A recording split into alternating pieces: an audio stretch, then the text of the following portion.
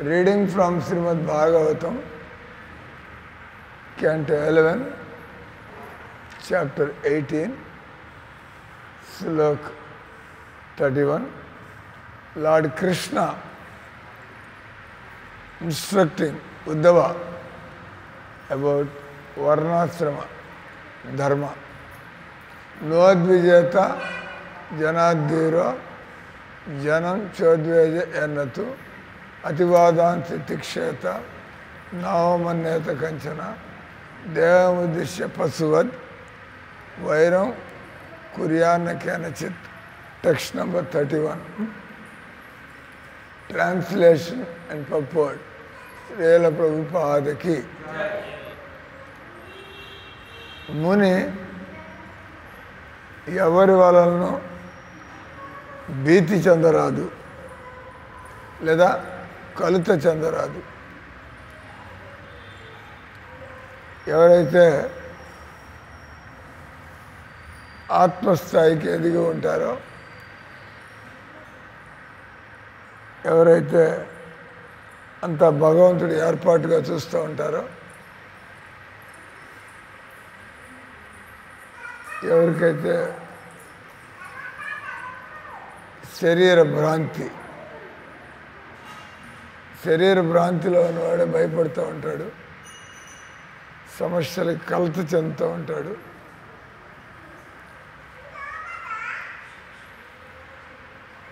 ఈ శరీరంతో ఉండేటువంటి సంబంధాన్ని ఎవరైతే మన శరీరం కాదు కాబట్టి ఈ శరీరంతో సంబంధాన్ని మనం కట్ చేసుకోవచ్చు. మనం ఎప్పుడైనా కారులో కూర్చున్నప్పుడు ఈరోజు ఆయన కొత్త కారు కొన్నాడంట. సులోచనమ్మ గారు శ్రీనివాసులు కొత్త కారు. ఆయన ఏం బ్రాండ్ కొన్నాడు? నేను ఈరోజు నుంచి మారుతి నానో అనడానికి లేదు. ఆయన కొత్త కారు కన్నా ఆయన మాత్రం ఆ ముసలి శరీరం ఉన్న శ్రీనివాసులే. ఆయన కారు కొత్తది కావచ్చు. మనం కారు కొంటే వెనకాల మన దగ్గర ఎర్టిగో బ్రాండ్ ఉండేది, ఇప్పుడు మన దగ్గర ఇన్నోవా బ్రాండ్. కారు మారినా కూడా మనం మాత్రం అదే మనిషి. అదే రకంగా ఈ జీవితంలో శరీర అవస్థలు మారుతున్నా, లేదా ఈ శరీరం తర్వాత మళ్ళీ శరీరాలు వస్తున్నా, మనం మాత్రం ఈ మారుతున్నటువంటి శరీరాలు కాదు, మనం మళ్ళా పొందబోయేటువంటి శరీరాలు కూడా కాదు. ఆత్మ గురించి ఈ విధంగా ఒకటి వచ్చి థియరిటికల్గా తెలియడం. థియరిటికల్ అంటే మన బుద్ధికి అందుతుంది విషయం. Intelligence is able to catch the point, but our body and mind are not reprogrammed. మన మనస్సు శరీరం దానికి తగ్గట్టుగా. ఉదాహరణకు ఒక పిల్లవాడు నాన్న డాక్టర్ అని చూసి ఆయన కూడా మెల్ల స్టెథోస్కోప్ వేసుకొని ఒక నీ హ్యామర్ పట్టుకొని డాక్టర్ దగ్గర రెండు ఉంటా ఉంటాయి. నీ హ్యామర్ స్టెథోస్కోప్ అది వీళ్ళు డాక్టర్. అవి వేసుకున్నంత మాత్రాన పిల్లవాడికి ఏమైనా మెడికల్ నాలెడ్జ్ ఏమైనా ఉందా? ఏం లేదు కదా. కేవలం వేసుకున్నాడు మెల్ల చూడడానికి బుల్లి డాక్టర్గా మెల్ల స్టెథోస్కోప్ వేసుకుని. ఎందుకంటే ఆయనకి ఆ నాలెడ్జీ లేదు, ఆ అనుభవం లేదు.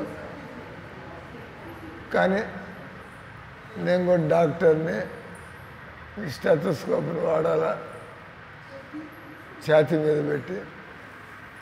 నా అబ్బాయికి ఈ విషయాలు అన్నీ తెలుసుకునే అవకాశం లేదు.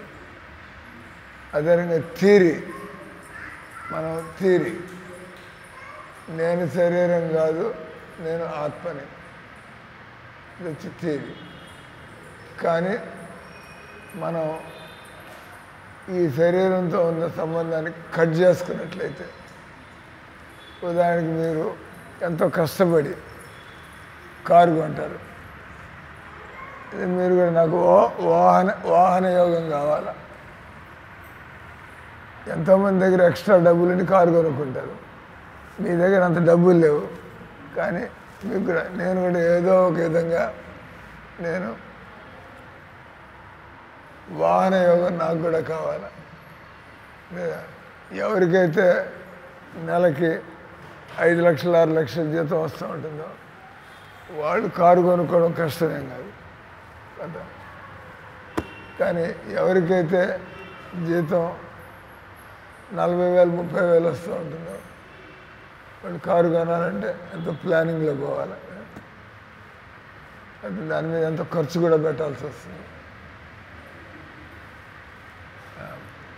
ఎంత పెద్ద మనం మెషిన్స్ తీసుకుంటే వాటికి రిపేర్ వచ్చిందంటే ఖర్చు కూడా అంత ఎక్కువగానే ఉంటుంది. ఇది సైకిల్ రిపేర్ వచ్చిందంటే 150-200 ఖర్చు పెట్టి రిపేర్ చేయించాలి, చేయను అది ఇది. కానీ మీ ఇన్నోవా బండికి రిపేర్ వచ్చిందంటే, మొన్నే మాకు ఇన్నోవా బండికి రిపేర్ వచ్చింది, 15,000 సార్ అన్నాడు. టప్ ఒక దెబ్బకి లేచిపోతుంది. ఇంకో 15,000. 40,000 సంపాదించేవాడు 15,000 కార్ రిపేర్కి ఇస్తే ఏం తింటాడు? పాయింట్ వచ్చి మనం ఈ శరీరం కాదు అనేది మన బుద్ధితో థియరిటికల్గా అర్థం చేసుకోవచ్చు. కానీ ఆ విధంగా బతకాల. నేను శరీరం కాదు, నేను ఆత్మని అన్నట్టుగా. అంటే అప్పుడు మీకు తెలిసి ఉండాలి ఆత్మకి ఏం పనులు ఉంటాయి, ఆత్మకి ఎవరితో సంబంధం ఉంది, ఆత్మకి గురువుగారితో సంబంధం ఉందా, కృష్ణుడితో సంబంధం ఉందా, అందరితో సంబంధం ఉందా? వినడానికి ఎదురుకుండా కూర్చున్నా తప్పు. ఇంకెవరైనా అందరితో సంబంధం ఉంది. అందరితో కృష్ణుడితో సంబంధం ఉంటే నాకు కృష్ణుడితో సంబంధం ఉందా లేదా? నాకు కూడా. అప్పుడు నాకు మీకు సంబంధం ఉందా లేదా? మన ఇద్దరం అక్క తమ్ముళ్ళు, ఒక తల్లి, సంబంధం ఉంది కదా. మీరు ఆయన అమ్మ అంటారు, నేను అమ్మ అంటా. మన ఇద్దరం అక్క తమ్ముళ్ళే, అవునా కదా? లేదా అన్నా చెల్లెళ్ళు కదా. మీరు నాకు కృష్ణుడితో సంబంధం ఉంది, మాకు లేదా అయింది. మాకుంటే మరి మీకు మాకు సంబంధం లేదా అయింది, ఉందా లేదా? కాబట్టి దీన్ని అంటారు రియలైజేషన్. అందుకే ఎప్పుడైనా కూడా నాకు కృష్ణుడితో సంబంధం ఉంటే మన ఎవరిని కూడా బయట వాళ్ళు, మన శత్రువులు, మనకు కాని వాళ్ళు, ఇలాంటి ఆలోచనలు మనకి రావు. ప్రాక్టికల్గా పనిచేయాలి. వాడేవాడు మిమ్మల్ని సత్తాయిస్తుంటే స్వామి వీడికి శత్రువు కాదు అని వాడు అదే పరిస్థితిని సరి చేయాల్సిందే, సరిచేయండి. కానీ లోపల అవగాహన మాత్రం లోపల అంతే కదా. వాడెవడో కంపు కొట్టే మురికి గుడ్డలు వేసుకుని వస్తాడు అంటే వాడిని అసహించుకోవడానికి లేదు, ఎందుకంటే వాడు కూడా మీ తమ్ముడేవాడు. కానీ వీడు మురికి గుడ్డలు వేసుకుంటే ఏమయ్యా నువ్వు గుడ్డలు క్లీన్ చేసుకోవాలి. లోపల మాత్రం వీడికి మనకి సంబంధం ఉంది, వీడిని మనం అసహించుకోకూడదు, కానీ ఇతను ఈ విధంగా ఉండకూడదు కదా. కాబట్టి దాన్ని అట్లా సరి చేయాలి. అంటే బయట పరిస్థితిని బట్టి ఏం చేయాలో చేస్తూ ఉండాలి. కుక్కకి మీకు సంబంధం ఉందా లేదా? మళ్ళీ ఆలోచించాలా? మళ్ళీ అట్టబోతున్నాడేంది స్వామి. కుక్కలో ఆత్మ ఉందా లేదా? ఆత్మ ఉంది. మీరు ఆత్మ, కుక్క ఆత్మ, ఆ పరమాత్ముడి యొక్క సంతానం. అందుకని కుక్కను వచ్చి బెడ్లో పట్టుకోబెట్టుకుంటారు. ఏంటి అది కుక్క కాబట్టి దాన్ని ఇంటి బయట కట్టేయాలి. అది కుక్క కాబట్టి దాన్ని నేను అసహించుకోవాల్సిన అవసరం లేదు. దానికి నాకు సంబంధం ఉంది కాబట్టి నా బెడ్లో పండుపెట్టాల్సిన అవసరం అది కూడా లేదు. ప్రాక్టికల్ దాన్ని ఏమంటారా? మనం ప్రాక్టికల్ ఏం చేయాలో చేస్తూ ఉండాలా. అంటే మనకి రాగద్వేషం ఉండదు. రాగద్వేషం లేదు. రాగద్వేషం అంటే అటాచ్మెంట్, రాగం అంటే అటాచ్మెంట్, అనురాగం. ద్వేషం అంటే హేట్రెడ్. అంటే భక్తుడి సంసారంలో ఆయన మీకు సడన్గా మీకు ఒక 5 కోట్ల ఆస్తి వచ్చి పడుతుంది. ఎట్లా అనిపిస్తుంది మీకు? మీరు భక్తురాలైతే మీకు ఆత్మజ్ఞానం ఏమనిపించదు. ఆల్రెడీ దేవుడు ఆయన ఎందుకు నా దగ్గరికి 5 కోట్లు పంపించాడు కాబట్టి దీన్ని కృష్ణుడికి ఎలా ఖర్చు పెట్టాలి? సింపుల్. పొంగిపోయేది లేదు, నాకు 5 కోట్లు వచ్చింది, అది నీ సొమ్మ, అది నీ మీద వాడుకుంటావా? మనం భగవంతుడు దాసుడైతే మనకి 5 కోట్లు వస్తాయని మనకి కేవలం 500 వస్తాయి. 500 వస్తే దేవుడికి 500తో నైవేద్యం పెడతావు, ఆ ప్రసాదం తింటావు. నీకు 5 కోట్లు వస్తే నైవేద్యం కొద్దిగా గట్టిగా పెడతావు, దేవుడికి ఇంకా ఏం పనులు చేయాలి. మన జీవితం మాత్రం అదే పద్ధతిలో పోతూ ఉంటుంది. దీన్ని ఏమంటారు? ప్రాక్టికల్గా ఆత్మసాక్షాత్కారం. అంటే మనకి పోతుంటే మనకి మన భర్త ఎంతో మంచి భక్తుడు, ఆయన వల్ల మనం ఎంతో భక్తిలో మనం పోతున్నాం. కానీ ఆయన టైం అయిపోయింది, టప్పని పోతాడు, చనిపోతాడు. అప్పుడు మీరు భక్తురాలు కాకపోతే ఎలా అనుకుంటారు? భక్తుడైతే సాక్షాత్కారం కలిగితే మీరు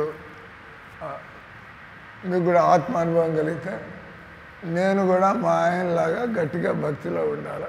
ఆయన పోయాడు కానీ ఏమనుకోవాలి మీరు? ఏ విధంగా ఆయన భక్తి చేసేవాడు అదేవిధంగా నేను భక్తి చేస్తూ ఉండాలి. ఇదే మన ఆయనలో గుర్తించింది. ఈయన మంచి భక్తుడు, మనకి బాగా తలకెక్కించాడు, పోయాడు. ఆ తర్వాత నేను అదే పద్ధతిలో ఆయన గుర్తొస్తూ ఉంటే నేను కూడా అదే పద్ధతిలో నేను భక్తి చేసుకుంటూ ఉండాలి జీవితంలో. ఈ రకంగా సాక్షాత్కారం అంటే మనం ఏ పరిస్థితుల్లో ఎవరితో ఎలా డీల్ చేయాలో చేస్తూ ఉంటాం. కానీ లోపల ఎవరి ప్రతి మనకి అటాచ్మెంట్ కానీ మనకి ద్వేషం కానీ ఉండదు. పరిస్థితులు సరి చేయడానికి అర్జునుడు యుద్ధం చేశాడు, భయంకరంగా యుద్ధం చేసి లక్షల మంది చంపేశాడు. అంటే అర్జునుడికి వాళ్ళందరంటే ద్వేషం అయింది. ఆయన డ్యూటీ, నా బాధ్యత. కృష్ణుడు యుద్ధం చేయమన్నాడు, వీళ్ళందరినీ లేపి పారేయమన్నాడు. కాబట్టి నేను వీళ్ళందరినీ చంపాలి. అర్జునుడు వాళ్ళంటే ద్వేషము లేదు, వాళ్ళంటే ప్రేమ లేదు, ద్వేషము లేదు. భగవంతుడు ఎలా పని చేయమంటే అలా పని చేసుకుంటూ పోతూ ఉంటాడు. కాబట్టి ఇక్కడ ముని ఎవరి వలన భీతి చెందరాదు లేదా కలత చెందరాదు. అంటే ఎయిటి వాళ్ళు మనల్ని ఇబ్బంది పెడుతూ ఉంటారు. అప్పుడు రకరకాల మనుషులు వాళ్ళు ఎవరో వచ్చి మనల్ని అనవసరంగా మనల్ని ఇబ్బంది పెడుతున్నారు. అది మనకి ఎలా అనిపిస్తుంది? ఏం చేయాలి? ఇదేదో నా కర్మల్లాగా ఉన్నాయి, నేను ఎవరినో నేను కూడా అనవసరంగా ఇబ్బంది పెట్టాను, లేకపోతే వాడు నా వెనకాలే పడి ఎందుకు నన్ను ఇబ్బంది పెడుతున్నాడు. అది వచ్చి వాడి గురించి చెడుగా అనుకోకుండా ప్రాక్టికల్గా ఏమయ్యా నేను నీకేం చేస్తానని నా వెనకాల పడి నన్ను ఇబ్బంది పెడతాను. పరిస్థితిని సరి చేయడానికి ప్రయత్నం చేయాలి. ఇది మనకు రాసి పెట్టింది కాబట్టి జనాలంతా ఏం చేస్తున్నా కూడా అన్యాయాన్ని సరిచేయడానికి చూడాలి. జరుగుతున్న దాన్ని ఇదేదో నా కర్మల వల్ల ఈ పరిస్థితి, ఏంటంటే ప్రాక్టికల్గా ఎలా బతకాలి. ఏదో మన కర్మలు కాబట్టి ప్రతిది ఏది వస్తున్నా కూడా ఎవడు మన జబ్బు కొట్టేస్తుంటే ఓ తీసుకుపోవే, అట్లా కాదు. అంటే డిస్టర్బ్ కాకూడదు మొత్తానికి మనిషి. ముని ఎవరి వలన నాకు ఒక ఆయన వచ్చి, నేను కురుక్షేత్రంలో ఉన్నప్పుడు ఒక ఆయన లూడియానా నుంచి వచ్చాడు. లూడియానా పెద్ద ఇండస్ట్రియల్ సిటీ, బాగా డబ్బు ఉన్నవాడు. ఆయన కురుక్షేత్రం వచ్చాడు. వచ్చి నేను రెసిడెంట్ సన్యాసి, ప్రెసిడెంట్ ఒక ఆయన సాక్షి గోపాల్, గృహస్థులు. అదే మామూలుగా సన్యాసులు అంటే జనాలకి గౌరవం, దండం పెడతారు మహారాజు. నేనేదో పనికి, అది కూడా ఇలాంటి పండగ రోజు, నేను ప్రెసిడెంట్ రూమ్లోకి వెళ్తే ఆయన చూసి ఆయన టక్కన దండం పెట్టాడు. తర్వాత మళ్ళీ మీరేం చేస్తారు? మీరేం చేస్తే నేను ఫోటోగ్రాఫర్, ఈ పెళ్ళిళ్ళు, ఈ పెద్ద పెద్ద ప్రోగ్రాములు ఇవన్నీ కూడా కవర్ చేస్తాను, నా బిజినెస్. నేను మామూలుగా అన్నా, ఈరోజు దేవుడికి డ్రెస్సింగ్ భలే ఉంది, మేము దేవుడి ఫోటోలు తీసుకోవాలి ఈరోజు అంటాడు. ఫోటోగ్రాఫర్ అంటే ఫోటో పెట్టుకుని తిరుగుతూ ఉంటాడు, కెమెరా పెట్టుకొని ఏదైనా షార్ట్ మంచిగా కనపడింది టిక్ తీసాడు. ఆయన సడన్గా ఏమన్నాడు, Maharaj I want to gift you this camera. నేను ఎత్తి మీద పిడుగు పడినట్లే. అది కూడా మామూలు కెమెరా కాదు, ఆ రోజుల్లో 50,000 రూపాయల కెమెరా అది. ఆ రోజుల్లో సడన్గా అన్నాడు, ఐ వాంట్ అంటే బాగా డబ్బులు ఉన్నట్టున్నాయి, ఐ వాంట్ గిఫ్ట్. మీరు మందిరంలో ఎప్పుడు మీకు దేవుడు నచ్చితే ఫోటోలు తీస్తూ ఉండండి, అది దానివల్ల మంచి షార్ట్స్. నేను కాస్త ఇదేంద్ర బాబు అంత కాస్ట్లీ కెమెరా ఇచ్చాడు. ఇంకా వాళ్ళకి సన్యాసికి అటాచ్మెంట్ ఉండకూడదు కెమెరా, అది కాస్ట్లీ అయితే కాకపోతే వాడుకుంటాడు, పక్కన పెడతాం. దాని మీద నాకు అటాచ్మెంట్, 50,000 కెమెరా. దాన్ని మీ బొగ్గ మీద పుట్టు మచ్చని తీయాలంటే జూమ్ అట చేసేసి, జూమ్ అవుట్. జూమ్ అవుట్ అంటారు, జూమ్ ఇన్ అంటారు. ఆయన చెప్తాడు, ఏదైనా లార్జ్ స్కేల్ తీయాలంటే జూమ్ అవుట్ చేయాలి కదా. జూమ్ ఇన్ అంటే స్పాట్కి వెళ్ళాలంటే జూమ్ ఇన్ అంటే మీరు ఇక్కడ కూర్చుని మీ చెవి, మీ ముక్కు, ఓన్లీ ముక్కు అంత దాని అట్లాంటి కెమెరా అది. లాట్ ఆఫ్ ఫెసిలిటీస్ కదా. ఏమైనా గాలిలోకి ఎగిరితే మనం ఫోటో తీస్తే అది కాస్త హేజీగా వస్తుంది, ఎందుకు పట్టుకోలేదు కదా, నిలబడినప్పుడు తీయచ్చు. ఎగురుతుంటే మూమెంట్లో ఉంది, ఫోటో అట్లా హేజీగా వస్తుంది. కానీ అది అట్లా కాదు, అది పట్టేసుకుంటుంది. ఎప్పుడు నువ్వు క్లిక్ చేస్తే ఆ టైంలో ఎట్టున్నావు దాన్ని కొడుతుంది, హేజీనెస్ ఉంటుంది. అదంటే నాకు అటాచ్మెంట్ అయిపోయింది ఆ కెమెరా.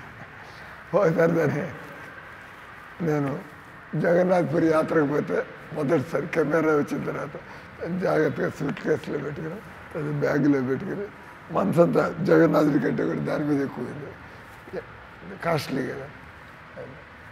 సరే మామూలుగా మనకి చెప్పారు, మీరు పూరి జగన్నాథం పోగానే సుదర్శన చక్రం కనబడగానే మందిరం లోపల పోయి జగన్నాథుడికి ఎట్లాగో దండం పెడతారు.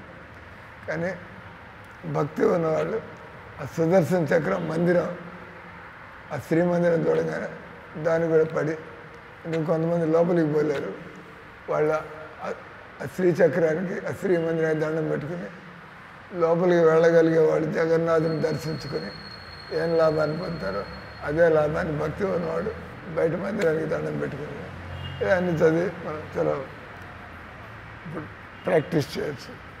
జగన్నాథ్పురి వచ్చాం, పడి దండం పెడదాం, నా బ్యాగ్ పక్కన పెట్టి, నాకు తెలీదు అక్కడ ఇట్లాంటివి జరుగుతాయి, బ్యాగ్ దండం పెట్టి నేను మంత్రాలు అనుకుని లేచే బ్యాగ్ లేదు అక్కడ. బ్యాగ్ రోడ్ అంతా ఖాళీగానే ఉంది, అంత ఏం అంత రష్గా అట్లంతా ఏం లేదు. కానీ అక్కడ ఆర్గనైజ్డ్ క్రైమ్ జరుగుతూ ఉంటుంది. వాడెవడు అక్కడ ఉంటాడు, పండుగ టక్కన వస్తాడు, బ్యాగ్ తీసుకొని గోడ బయట నుంచి పక్కన అక్కడ లోపలికి వేస్తాడు, అటు వెళ్ళిపోతూ ఉంటుంది. నాకు ఇవన్నీ తెలియదు.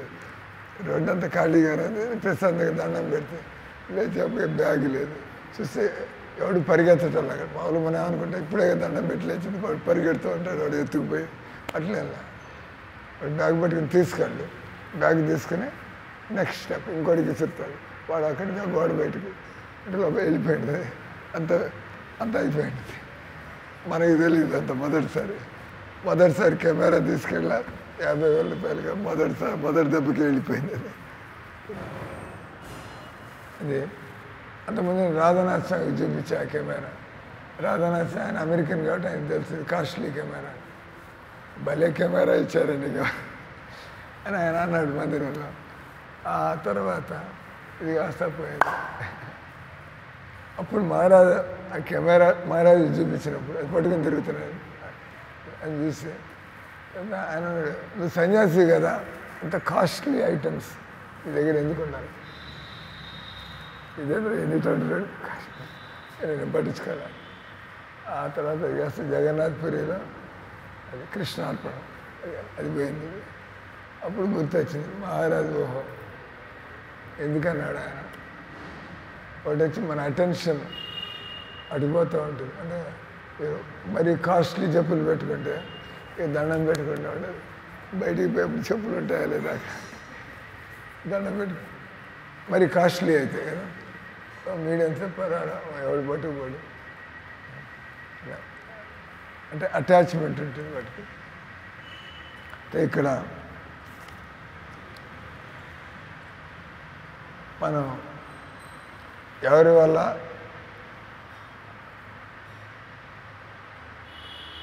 భయపడకూడదు, అట్లా మన ఎవరు ఎలా ఉన్నా కూడా మనం కలత చెందకూడదు. ఎందుకంటే మనకి తెలుస్తుంది నేను ఆత్మని, ఈ శరీరాన్ని వాడు హత్య చేయడానికి వచ్చిన వాడు ఈ శరీరం వీడు కాకపోతే ఇంకో రకంగా మనమే పోయి మన బండే పోయేసి ఇంకోటి గుద్దేస్తుంది. అప్పుడు బ్లేమ్ ఎవరి మీద పెడతారు, తప్పు మంది. అంటే మన జీవితాన్ని మనమే ముగించుకుంటున్నాం, కావాలని కాదు, పొరపాటున యాక్సిడెంట్. కాబట్టి రోజు ఈ విషయాలు చదువుతూ రోజు భజన చేస్తూ ఉంటే మనలో కొంత ఉంటుంది.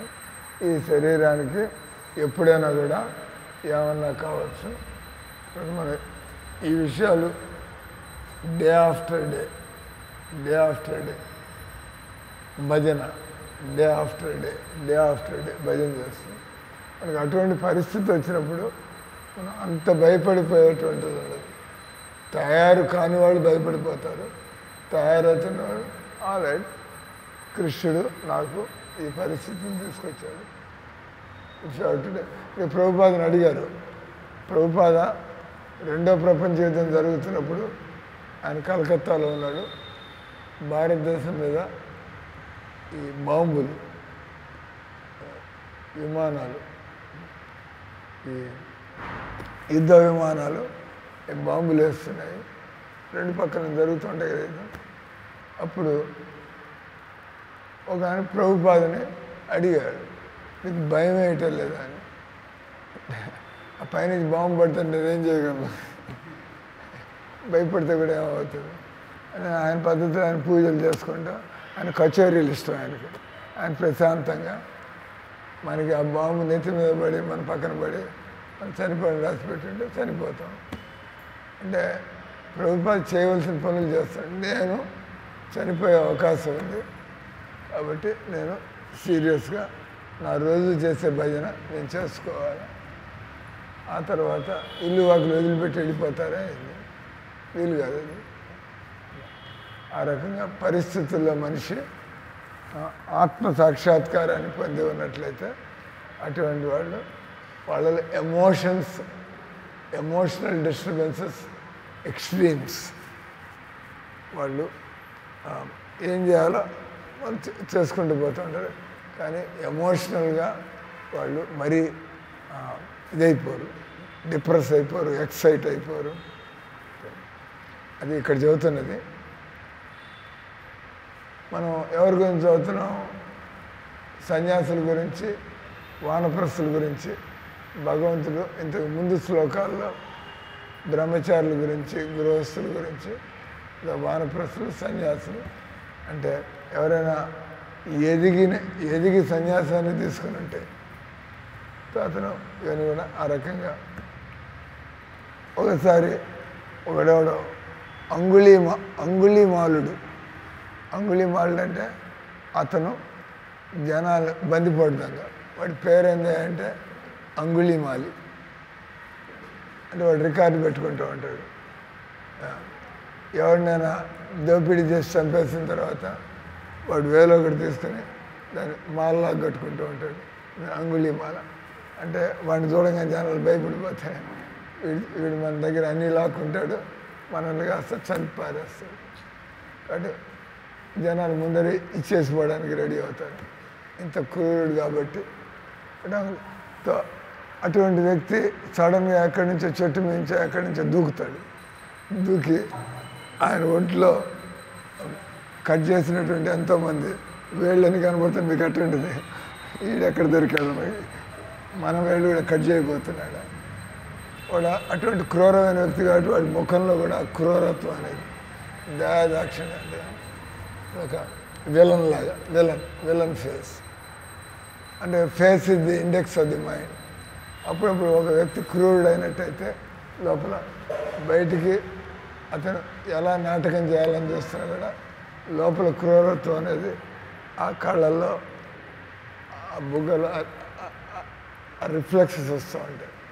బయటికి అతను అలా నాటకం చేస్తున్నా కూడా అంటే ఆ వ్యక్తి చూడంగానే జనాలు భయపడిపోయేవాళ్ళు. ఒకసారి బుద్ధుడు వస్తున్నాడు ఆ దారిలో. ఎవరు? బుద్ధుడు. ఎంతోమంది మనుషులు భయపడిపోయారు, వాళ్ళు వేళ్ళు పోగొట్టుకున్నారు, వాళ్ళని చంపాడు.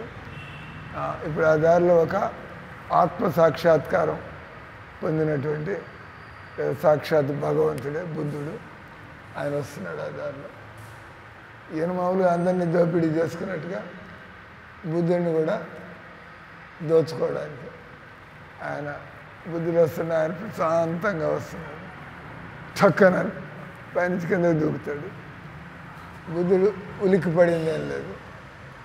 తర్వాత ఆయన కత్తి తీసుకుని దానికి బుద్ధుడు కేకలేయడం కానీ పారిపోవడం కానీ ఏం చేయలే.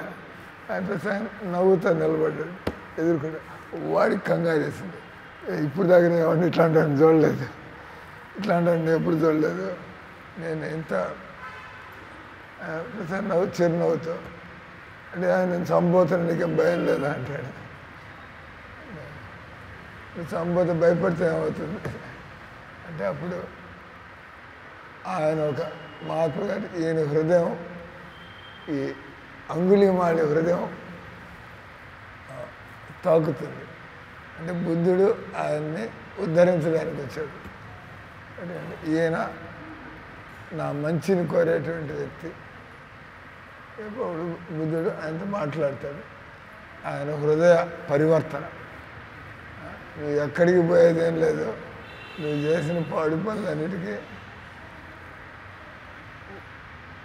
వాడు ఒక పాడు పని చూడాల్సి వచ్చింది, వీళ్ళందరి పాడు పని నువ్వు చేసావు, కాబట్టి ఆ హింస అంతా కూడా నువ్వు అనుభవించాల్సి ఉంటుంది. అప్పుడు ఆయన భయపడిపోతాడు. నా జీవితంలో నేను దయాదాక్షిణ్యం లేకుండా వెళ్తే ఇట్లా చేశా, నా మీద ఈ రకంగా జరుగుతూ ఉంటే నాకెలా ఉంటుంది. ఆ బుద్ధుడు ఆత్మజ్ఞాని, ఆయన ముందు ఆయన సాంగత్యంలో లవమాత్ర సాదృశ్యంగా అంగుళీమాళ్ళు బతుకుగాస్త మారిపోయారు. ఆయన కాళ్ళ మీద పడి నేను ఇంకా చెయ్యను, ఇప్పుడు దాకా చేసిన దానికి ప్రాయశ్చిత్తం, చేసిన దానికి నేను ఎలా పశ్చాత్తాపడాలా అంటే ఒక గంగా స్నానం చేసి రావాలి. గంగా స్నానం చేసి నువ్వు అక్కడ గుడి మెట్ల మీద కూర్చొని నువ్వు అడుక్కు తింటావు. ఇంతకుముందు దొంగతనాలు చేస్తున్నాడు, దోపిడీలు చేస్తున్నాడు, భిక్ష చేస్తావు. నువ్వు భగవన్నామాన్ని ఆ రకంగా ఓంకారాన్ని చేస్తావు. పాయింట్ వచ్చి అక్కడ బుద్ధుడు ఆయన దివ్య పురుషుడు లేదా ఆత్మ సాక్షాత్కారం పొందినటువంటి వాడు, ఎన్లైటెండ్ సోల్. అంటే ఆయనకి ఏమీ భయం లేదు, పాడు లేదు. మనం ఇంతకుముందు శ్లోకంలో కూడా చదివాం, ఒక బాలుడిలాగా పిల్లగాయలు ఏం పట్టించుకోకుండా తిరుగుతూ ఉంటారు. అదేవిధంగా అతడు ఇతర జనులను భయపెట్టరాదు. ఒక వైష్ణవుడు ఆయన దగ్గరికి ఎవరిన వస్తే వాళ్ళకి ఎంతో ఊరట కలుగుతుంది. ఈయన నాకు మేలు చేసేటువంటి వ్యక్తి, ఈయన ఇతరులకి మోసం చేయలేడు. మనం నిజంగా ఆత్మసాక్షాత్కారం పొందితే మన వల్ల వాడు మనకేం చేస్తున్నా కూడా మనం అతనికి హాని తలపెట్టము. ప్రభుపాద చెబుతారు భక్తులకి, don't cheat others, don't get cheated your self. ఒక వైష్ణవుడు ఇతరులను మోసం చేయడు. ఆయన చూడడానికి అమాయకుల్లాగా ఉన్నా కూడా అంతే. భక్తులు సింపుల్గా ఉంటారు. వాడు ఎంత సింపుల్ అయింది, ఇంత జ్ఞానం ఉన్నవాడు సింపుల్ ఎట్లా అవుతాడు, పండితుడు కదా. కానీ వాళ్ళు అందరితో కూడా కలిసిమెలిసి ఉంటాం సింపుల్గా. నాకు ఎంత జ్ఞానం ఉంది, నేను ఎంత గొప్ప పండితుడిని, అది మామూలు పండితులు. కానీ ప్రభుపాద లాంటి వ్యక్తులు ఎంతో పవిత్రత, ఎంతో లోతైనటువంటి జ్ఞానం ఉన్నా కూడా వాళ్ళు ఎప్పుడు కూడా నేను స్పెషల్ అనేటువంటి ఆలోచన వాళ్ళకు ఉండదు. ఇది వాళ్ళకి తెలుసు, ఎవరైనా కూడా ఈ విధంగా మారచ్చు. ఎవరైనా కూడా భగవద్గీత పద్ధతిలో పోతే అటువంటి వాళ్ళు జీవితం వాళ్ళు మార్చుకోవచ్చు. నేను ఒక్కడిని ఎన్లైటెండ్ అవుతాను, మీరంతా కూడా చేతగాని వాళ్ళు, మీ వల్ల కాదు అంటాడండి. ఆయన అనుకునేది నేను పొందగలిగితే ఇతరులు ఎందుకు పొందలేరు. అంటే ఆయన ఇతరులను ఎప్పుడు కూడా తక్కువగా చూసే స్వభావం ఉండదు. తెలుసు నేను కూడా అలాగే ఉండేవాడిని, ఈ రకంగా మారుతున్నాను. వీళ్ళు కూడా హరే కృష్ణ హరే కృష్ణ కృష్ణ కృష్ణ హరే హరే, హరే రామ హరే రామ రామ రామ హరే హరే వీళ్ళు కూడా అంటూ ఉంటే వీళ్ళ జీవితం కూడా పూర్తిగా మారిపోతుంది. కాబట్టి అతడు ఇతరులను భయపెట్టరాదు, కలత పెట్టరాదు. ఇతరుల అవమానాన్ని అతడు సహించవలను. అతడు ఇతరుల్ని అవమానించరాదు. అవమానించినప్పుడు మనకి ఎలా అనిపిస్తుందో తెలుస్తుంది. కాబట్టి వాళ్ళు ఇలా చేసినప్పుడు మనకి ఇలా అనిపిస్తుంది. కాబట్టి దీని నుంచి నేర్చుకోవాల్సి, నేను ఇతరులకి ఎప్పుడు కూడా ఈ విధంగా వాళ్ళ మనసు బాధపడే విధంగా అంటారు కదా, మనం తిట్టి నేర్పించవచ్చు, లేదా మనం సగం మెల్లగా చెప్పి నేర్పించవచ్చు. ఆయన టీచర్ తిట్టినా మీరు పడాలా, టీచర్ మెల్లగా చెప్పి, కానీ మెల్లగా చెప్తే మీరు సంతోషపడతారు. నేను ఇంత తప్పు చేసినా కూడా టీచర్ నన్ను అసలు కొట్టి ఉండవచ్చు, నన్ను గట్టిగా తిట్టి ఉండొచ్చు, కానీ ఆయన బుధం ఇచ్చేసి ఆయన టీచర్ ఎంత గొప్ప ఆయన అంతే కదా. ఈ రకంగా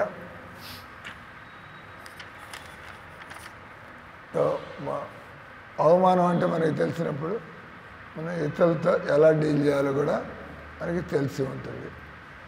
ఈ శరీరం కొరకు అతడు ఎవరిని కూడా శత్రువులుగా చేసుకోడు.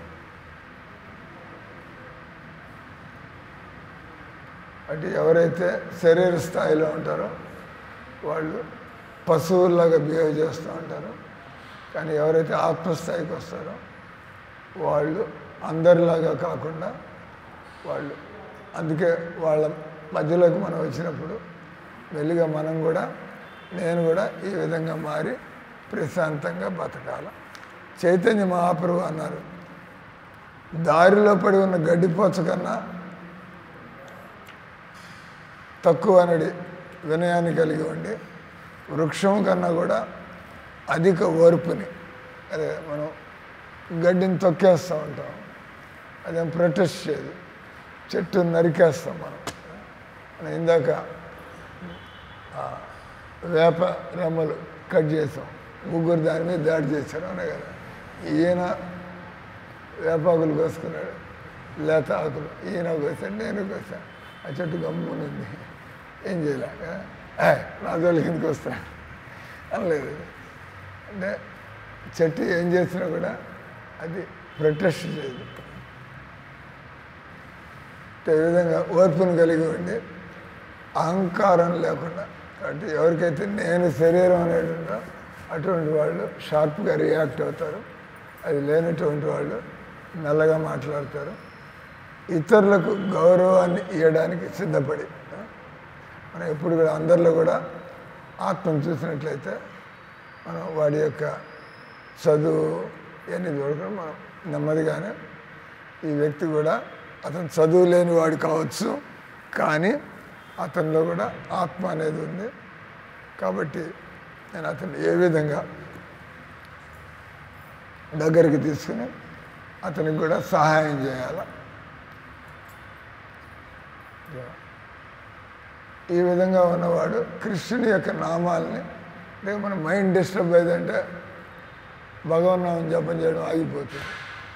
మైండ్ డిస్టర్బ్ కాగానే భగవన్నామం ఆగిపోతుంది. అంటే ఎవరైతే ఈ విధంగా ఆపోజిట్స్ మానంగానే పొగడ్తలకి భగవన్నామం ఆగిపోతుంది, అవమానాలకి ఆగిపోతుంది, డిస్టర్బ్ అయిపోతుంది. అంటే ఎవరైతే ఈ స్థితి నుంచి బయటకు వచ్చి ఉంటారో అటువంటి వాళ్ళు ఎప్పుడు కూడా కృష్ణనామాన్ని వాళ్ళు మర్చిపోలేరు, నిరంతరము కీర్తన చేస్తూ ఉంటారు. వైష్ణవుడు ఎప్పుడు కూడా తన దేహము మనస్సు వాక్కుతో ఇతర జీవుల్ని కలత పెట్టరాదు. అతడు ఓర్పు కలవాడై ఉండి ఎవరిని అవమానించరాదు. వైష్ణవుడు కృష్ణుని కొరకు అర్జునుడు, హనుమంతుడు, ఇతర మహాభక్తులు చేసినట్లుగా దానవులతో యుద్ధం చేసినా కూడా పేరు ప్రతిష్టల విషయంలో అత్యంత వినమ్రుడైండును.